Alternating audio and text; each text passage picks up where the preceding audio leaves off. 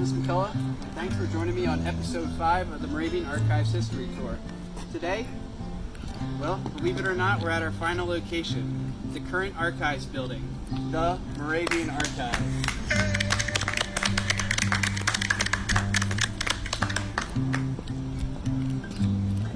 Don't just stand there, come on in. In previous episodes of this series, we learned about 4 locations in which the Moravian Archives were preserved. Today, we take you inside the current home of the Moravian Archives, situated at 41 West Locust Street. While we look at one of the early architectural drawings, let me tell you a little bit about the building that came to be today's Moravian Archives. The building was specifically designed for the storage of special collections and archives. It was important that the new archives be a standalone building, remotely located on the periphery of the Moravian College campus. Fireproof construction methods, a halon fire suppression system, a burglar alarm, and climate controls were all employed to protect the irreplaceable collections inside the building. In 1976, construction was completed, and the records were transferred from the archives building at Main Street and Elizabeth Avenue to the modern Moravian Archives facility. The archivist at the time, Dr. Vernon H. Nelson, projected that the new facility would have the space to accommodate 7,400 cubic feet of manuscript material and 40,000 books. Speaking of storage, let's head inside the vault system of the archives, which, with new movable shelving and art racks, now includes even more space than the original projection. This renovation was made possible with support from the Friends of the Archives and a 2012 grant from the National Endowment for the Humanities. Now I'm actually going to take you inside the archives vaults where all the different records, archives, manuscripts, and book collections are kept. So you can follow me on. The card reader opens the door. And now we've entered Vault 1. So if you've never been to the archives for a vault tour before, Vault 1 is where all the archives, records, manuscripts, painting collections are kept in this first vault. We manage the records of over 100 Moravian congregations here in North America, Northern Province. So it's a pretty extensive collection. It's not just a Bethlehem and local history collection, but there are materials here from California, from Newport, Rhode Island. The list goes on.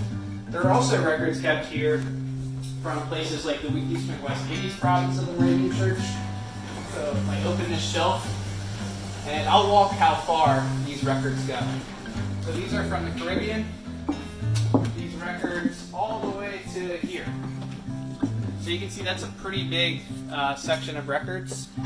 So like I said, we have records from other provinces of the Moravian Church.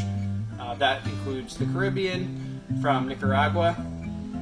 We also preserve records from Moravian Church in Labrador, Labrador in Canada.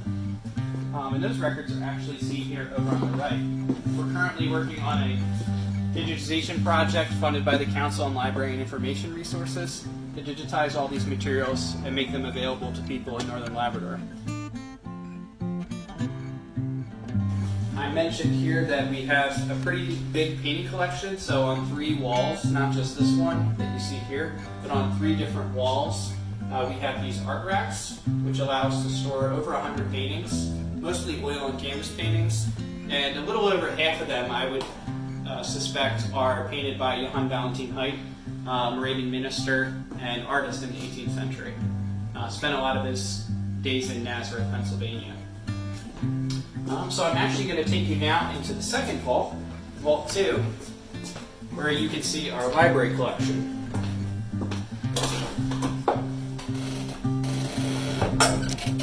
So we've now entered the second vault, and you wouldn't believe it from the outside that the archives goes back this far. It's really deceptive when you're in the reading room to know just how big this space is back here. Caitlin Trainer, processing archivist, tells us a little bit more about the library collection. Today, the Moravian Archives library collection has over 20,000 volumes cataloged. Here's the Congregational Library, which we learned about in earlier episodes of the Moravian History Tour that was housed in the Gemeinhaus, beginning as early as 1751. The Congregational Library has been recreated here in our modern collection space of Library Vault 2. All 20,000 plus books that have been cataloged are accessible via a system of call numbers in our online public access catalog. There are files here in the archives. These are a lot of fun. So in all of these files here, there are different things like maps, old drawing plans, a lot of them handwritten. And I always like to show this folder here. This is a sample of the types of things that are in these flat files. This is a map of Bethabara, North Carolina from the 1750s. Plan of Salem, North Carolina, if you're familiar with Winston-Salem, North Carolina. This is an early plan by Philip Christian Gottlieb Reuter. So, I hope you enjoyed this quick tour of the current Moravian Archives building. I encourage you to check out all 5 episodes of this series. That said, this concludes the Moravian Archives History Tour. Keep up to date with our future programming by checking out our website, www.moravianchurcharchives.org, and or by following us on Facebook. Thanks for tuning in.